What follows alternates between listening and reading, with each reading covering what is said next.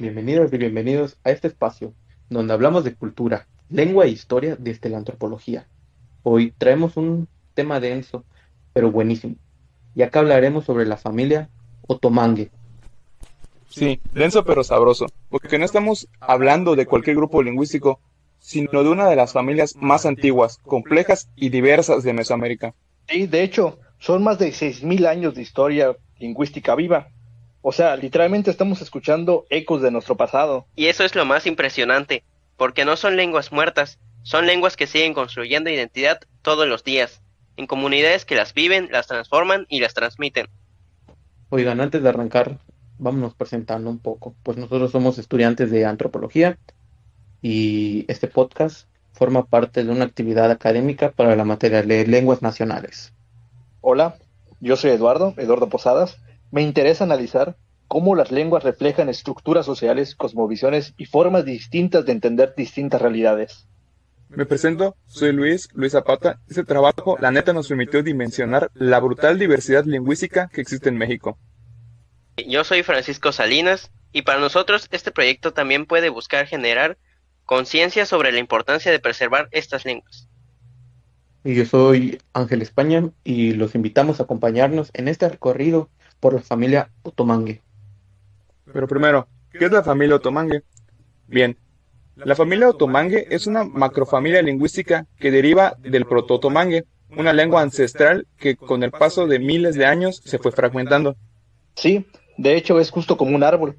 Tiene un tronco en común y luego empiezan a salir ramas, subramas y hojas. Y aquí lo curioso es que cada hoja termina siendo una lengua distinta. Y es que esta fragmentación es tan antigua que hoy muchas de estas lenguas ya ni siquiera se entienden entre sí. Pero aún así, cuando las analizas, siguen conservando estructuras gramaticales parecidas, lo que nos permite reconstruir su parentesco histórico. Eso es un punto clave, porque ahí es donde entra la lingüística histórica y comparativa. Uno de los rasgos lingüísticos generales. Uno de los rasgos más impactantes es el uso del tono como elemento gramatical. Sí, y aquí el tono no es como cuando subes la voz por emoción, sino que cambia totalmente el significado. Por ejemplo, en el mixteco, una misma sílaba puede significar llegar, comer o cantar, dependiendo únicamente del tono. Y pongan esto, miren, si le suman la nasalización vocal y la glotalización, tienes un sistema fonético súper fino, donde un detalle mínimo cambia todo. Además, estas lenguas manejan una riqueza fonológica enorme, con mucho más sonidos que en el español. Sí, ya lo que a mí me voló la cabeza es el orden sintáctico de verbo, sujeto, objeto o verbo, objeto, sujeto, donde el verbo casi siempre va al inicio. El famoso marcaje de núcleo, donde el verbo concentra casi toda la información gramatical. Te lo pones a pensar, literalmente, un solo verbo puede decir lo que en español necesitaría toda una oración. Geográficamente, la familia Otomangue se distribuye desde San Luis Potosí hasta Oaxaca y Guerrero, atravesando todo el centro y sur del país. Sí, esa expresión, como bien dijiste, explica una gran parte del por qué existen tanta diversidad interna. Y cada región desarrolló sus propias variantes, según su historia, su entorno y sus dinámicas sociales. A grandes rasgos, esta familia se divide en dos grandes ramas, occidental y oriental. Occidental incluye el grupo otopameano. La oriental incluye las subramas Amusgo-Mixtecana y Popolacano-Zapotecana. Y aquí es donde el mapa lingüístico se vuelve realmente impresionante, pues vemos la rama occidental, grupo Otopame, y empezamos con el USA, que es conocido como el chichimeco jonás, que se habla principalmente en Guanajuato. Tiene una estructura verbal súper informativa y un orden bastante flexible.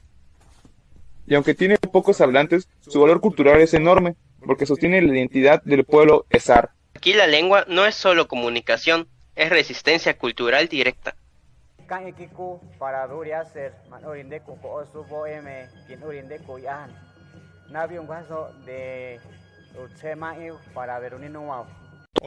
Otomí.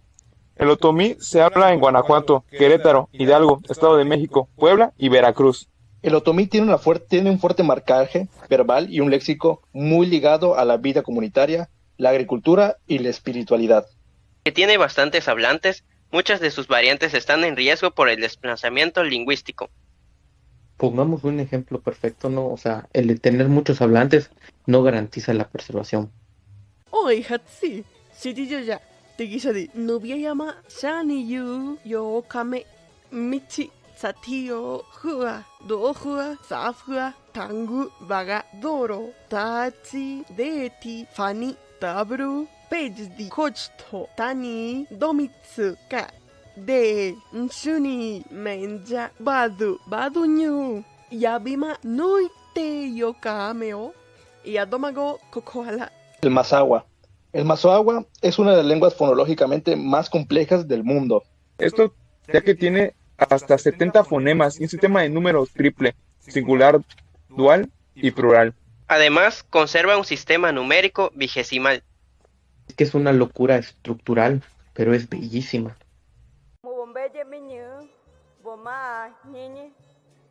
Mi mamá ote mi sad porque mi ñato mi shifote geni genu bitu de bocano nu ti yeshe mi hio mi ñavi yeje ña de bocazo no morote mi sun roña nuni ña.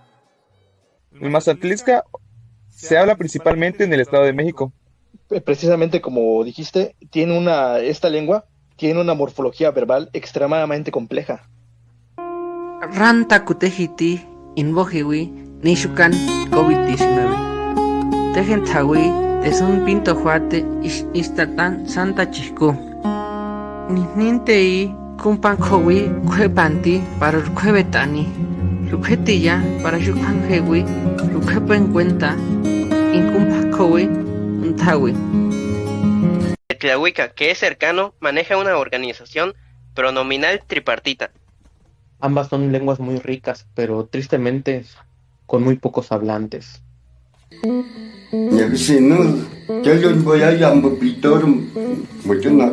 Pero vuelto mate que me vaya, que me va que viaje, me pueden siempre, porque tiene culia, pero te siempre ni vecino, ama, donde te pones vuelto, que me tuvo.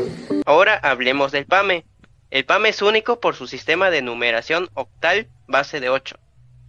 Y por la suplesión verbal, donde la raíz del verbo cambia según el número de participantes. Eso lo pone entre las lenguas morfológicamente más complejas del mundo. Byunhe chao. Nchujkan ilietkan tanwikan richuhan. Es ganú de que nunan byunhe wa de ruram oshi es ganú de unan ruanjebat que kenda o enquiero rubalera nje kelami. Y ahora vemos la rama oriental y como primero vemos al amuzgo, el ñomda. El amuzgo o ñomda es una de las lenguas tonales más complejas del planeta. Puede manejar hasta 8 distintos tonos. Y su nombre significa palabra del agua, lo cual ya nos dice muchísimo sobre su cosmovisión. Diputadas, diputados. Dan coach amacheanam anha. Yuna koluil haina kolentamha. Dona makaha na lenchua. Cha sochuanama. A continuación hablemos del triqui. El triqui es famoso porque el tono no solo cambia palabras, sino funciones gramaticales. Hablar triqui es coordinar sonido y estructura de una manera brutal. Es prácticamente gimnasia lingüística. Carlos Guadalupe Hernández ne segabillo yo meja. Guicoña me se guñandora ta ese ma gunana si a duda ni tubini se mojonga se mosia chumo a. Gun oshni se na ochumo me se dame horas un sañundo baguna. El cuicateco. El cuicateco es una lengua tonal sintética y con sistemas vigesimal. Comparte rasgos con el mixteco y el triqui, pero con estructuras muy propias de ellas mismas. Oye, Kabachi, Hikando tamaño, El siguiente es el mixteco. El mixteco no es solo una lengua, sino un conjunto enorme de lenguas emparentadas. Con una diversidad interna tan grande que muchas variantes no se entienden entre sí. Y cuenta con un sistema lingüístico muy complejo y es uno de los más ricos en México, sin dudarlo. Ñasaniane cualindui. Tendieki. Duine saba. Shitoi. Kinikanen goshi. Shai. Totoni nui. Zapoteco presenta una variedad interna impresionante. Se habla en muchísimas regiones de Oaxaca. Y muchas variantes no son mutuamente inteligibles, aunque comparten un origen común. El zapoteco presenta una diversidad interna impresionante. Se habla en muchísimas regiones de Oaxaca, valles centrales, istmo, Sierra Norte, Sierra Sur, costa y cañada. Y muchas de sus variantes no son mutantes intangibles, aunque comparten un origen común. Además, tiene una historia larguísima, ligada directamente al desarrollo de las civilizaciones zapotecas.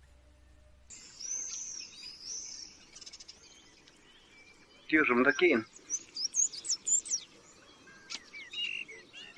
Tío. Tío Shalnil. Naša Lina Lío.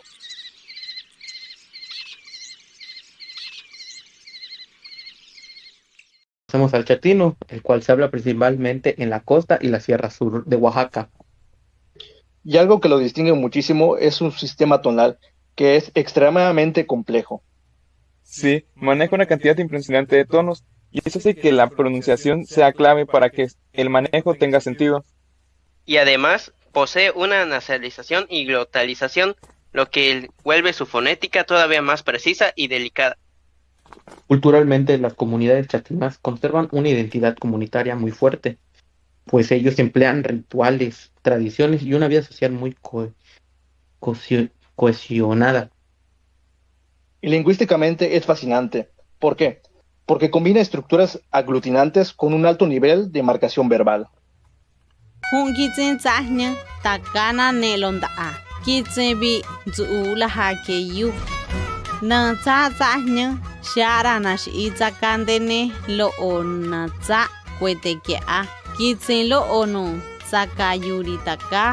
Luego está el chocholteco. El chocholteco, también conocido como Ngiwa, se habla en el noroeste de Oaxaca y en algunas zonas de Puebla. Es una lengua tonal, pero a diferencia de otras, su estructura tiende a ser más analítica. Eso significa que en lugar de juntar mucha información dentro de una sola palabra, usa partículas y clíticos para expresar funciones gramaticales. ¿Saben? Algo interesante es que conserva rasgos muy antiguos, y esto lo vuelve clave para estudios históricos. Deprimentemente, en la actualidad, tiene muy pocos hablantes esta lengua. Sí, y eso es la cola de una situación. Eso lo coloca en una situación crítica de riesgo de desaparición. Jadia, Balbina Miguel Vargas. Jadia, Antonio, Shukiana, Shukiata. Inchagia, Inani. Aina Code, Sañade. Nazikui, Inotsiade. Sania. Ahora hablemos del popoloca. El popoloca se habla principalmente en Puebla y en algunas zonas de Oaxaca. Tiene una estructura morfológica bastante compleja, sobre todo en el verbo. Aquí el verbo concentra mucha información: persona, tiempo, aspecto, modo y número. Efectivamente, y eso es lo que permite una precisión expresiva enorme, pero también hace que sea una lengua difícil de aprender. Culturalmente, los pueblos popolocas conservan tradiciones agrícolas, rituales comunitarios y una fuerte relación con la tierra. Y como muchas otras lenguas otomangues, enfrenta procesos de desplazamiento lingüístico.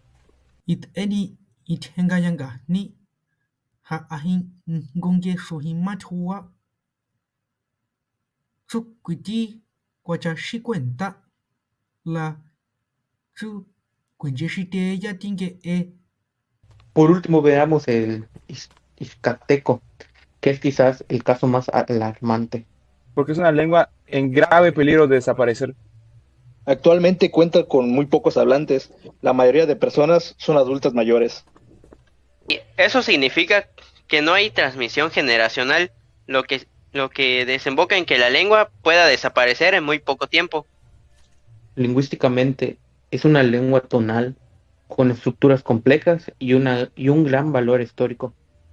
Pero su situación nos recuerda lo frágil que puede ser el patrimonio lingüístico.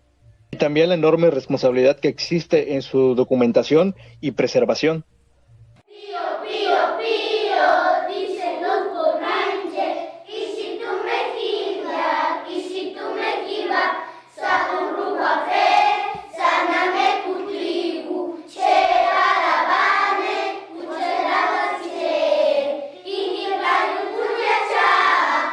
La importancia cultural y la preservación. Estas lenguas transmiten cosmovisión, tradición oral, conocimientos agrícolas, medicina tradicional y organización social. O sea, son sistemas completos de pensamiento. Perder una lengua es igual a perder una forma de entender el mundo. Por eso preservarlas es preservar memoria, identidad y diversidad cultural. Para ir cerrando entonces, sabemos que la familia Otomangue representa uno de los patrimonios culturales más valiosos de México y Mesoamérica. Su complejidad y profundidad histórica nos recuerdan la riqueza cultural que tenemos como país. Desde la antropología, estudiar, documentar y difundir estas lenguas es una responsabilidad ética. Esperamos que con esta charla haya servido para informar, pero también para generar conciencia. Gracias por escucharnos, somos estudiantes de antropología y esto fue un podcast para la materia de lenguas nacionales. Hasta la próxima.